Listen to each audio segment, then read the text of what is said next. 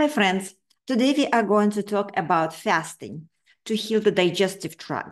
Fasting for GERD, gastritis, colitis, duodenitis. The reason for that is because Ari asked. He asked me, is it a good idea to do intermittent fasting? And the short answer is no, not exactly. And I have nothing against fasting per se. It's a good idea to fast for certain conditions. For example, for hypertension, for hyperlipidemia, sometimes for diabetes type 2. I coached people through the fasting when they had a breast cancer. So fasting could be done if it's done correctly and has definitely benefits. But for the digestive tract, not exactly. You would be much better if you would be able to identify the cause of inflammation in the digestive tract. Because what is GERD?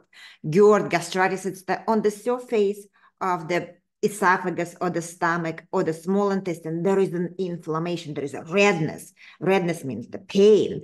There is edema there. So you would better to think about what actually causes this inflammation, and then possibly eliminate the cause of this inflammation. And only then you can start on supplements. Good supplements could be teas like herbal marshmallow tea, slippery elm tea, aloe vera also has this demulcent properties. L-glutamine will restore the lining of digestive tract. Butyric acid will do the same. So that's it, by the way, for my video for today. This is my contact information. This is it for people who are watching my videos for 2 minutes, 30 seconds. So the simple answer for fasting, it's not a good idea to do. The rest of the video is explanation. Why not? So let's go to the blackboard and talk about why not. As always, you are looking at my favorite picture of the digestive tract. Here is the picture of the digestive tract. This is the mouth with the teeth, and this is the food that comes in. Before we go to explanation, actually, why not? I need to review with you really briefly physiology of the digestive tract. So when the food gets into our digestive tract, we chew that. This is the esophagus. This is the stomach. Low esophageal sphincter. This is the pylorus. Stomach will produce HCl or hydrochloric acid, HCl, to digest protein. After that, partially digested food will go into small intestine. Here is the liver with the gallbladder. It will produce bile here into the small intestine to help us to digest food further here, further down in the small intestine. Also in the small intestine, we have a peaspace for pancreas. Pancreas will produce pancreatic juices that will continue to digest food here. Also, the small intestine will produce digestive enzymes right here. Also, we have bacteria that lives here, helps to digest the food. And then when the food is totally and completely digested, it will get absorbed into the digestive tract, into our bloodstream. Here is the bloodstream.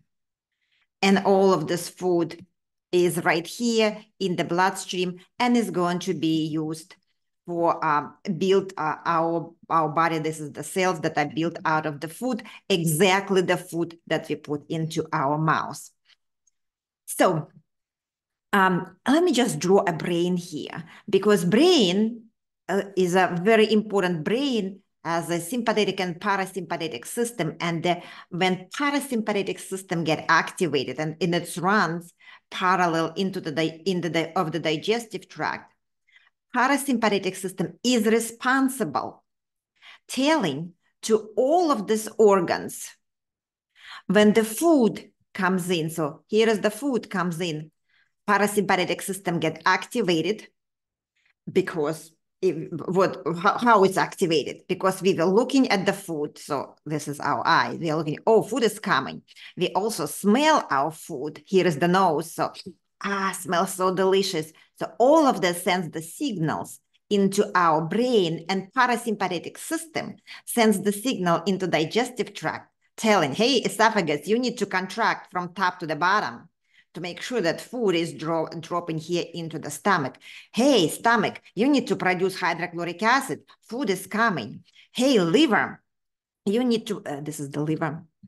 Liver, you need to produce bile to digest fat, and liver will produce bile here into the small intestine. Hey, pancreas, you need to produce pancreatic enzymes. So all of that happened under effect of parasympathetic system. Also, very important to know that mucus, that lining here that get produced by cells of the digestive tract, esophagus, stomach, the mucus is produced by the effect of the parasympathetic system. And quite often, when people have gastritis, duodenitis, especially gastritis, hydrochloric acid breaks here through the mucus and creates this inflammation. So when a gastroenterologist goes here through the mouth, put the gastroscope here, and he is looking here, and he said, oh, there is an inflammation here. So what that means, that this is the redness and mucus is missing. So what happened? Hydrochloric acid basically eats your own stomach, right? So what happened when people decide to go fasting? Let's look at that. So there is no food coming in. So there is no signal, visual signal comes from the eye into the brain. There is no signal. Hey, parasympathetic system, get activated. You can get away from the kitchen and do not smell the food that's been cooked there. So there is no smell, there is no signal of smell to the brain and to activate parasympathetic system. However, this is very important to understand that parasympathetic system get activated and sends the signal not only on the base of looking and smelling the food. There are other factors that contribute, like reflexes. For example, eating on time. Suppose you're the person that eats at 9 a.m., at 1 p.m., and 7 p.m., right? You probably know that if you are just about to skip the meal at 7 p.m., you feel very hungry, right? So based on that, because you are getting hungry, parasympathetic system get activated a little bit and will start to produce digestive juices, hydrochloric acid. It will start to produce bile here. It will start to produce pancreatic enzymes. There is also one more extremely powerful signal that tells our brain, activate parasympathetic system, activate all of this digestion, and it is low blood sugar. Low blood sugar. So when you don't put food here, sugar is not here in the digestive tract. The signal from the low sugar concentration in the bloodstream goes into the brain, and it tells the brain, hey, listen, tells the brain, and the brain tells you, time to eat, right? And you start to activate parasympathetic system. What will happen? Hydrochloric acid get produced a little bit.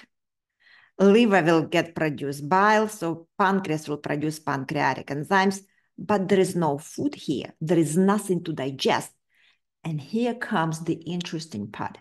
When there is no food to digest, what will happen? The digestive tract will start so-called autodigestion. It will start to digest this mucus layer. It will start to digest. And if the mucus layer is not strong enough in your case, right, it will start to erode right here into your lining of the digestive tract. The same will happen in the small intestine. Pancreatic enzymes are famous to digest all kinds of substances, including your own digestive tract, right? They will be excreted right here into the small intestine, and the small intestine will start to, will start to get to be digested by digestive enzymes. That's why many people, when they go on fast, they actually feel worse rather than feeling better. So what's going to be the solution?